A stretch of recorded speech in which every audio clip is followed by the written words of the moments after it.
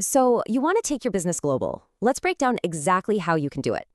Here's what's on the agenda. We'll cover everything from licenses to your very first international shipment. Check this out. 44% of India's exports are from MSMEs. Let's get you in on that. All right, Section 1. The government's new game plan is all about creating a supportive ecosystem for you. This is the Foreign Trade Policy. Basically, it's the main rulebook made by the DGFT. Section 2, your first step. So kahan se start kare? Well, you'll need a few key licenses. First things first, get an Importer-Exporter Code, or IEC. Ye aapke business ka passport hai. Next up, the RCMC. This certificate proves you're a legit exporter with the right counsel.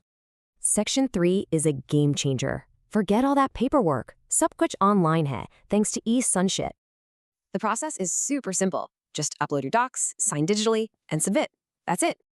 And boom, you get an instant confirmation email with your reference numbers. No waiting around. Okay, Section 4. The government doesn't just make rules, it actually helps you grow too. So you've got schemes like RoDTEP to refund taxes and RAMP to help with cash and tech. This just shows how serious the government is about helping small businesses like yours succeed. Section 5. Connecting with the world. So you're set up. How do you crack a market like the EU? A great example is the new free trade agreement with the EU. Let's see what it means for you. And this is huge. For things like textiles and leather, it's now 100% duty-free access. What does that mean?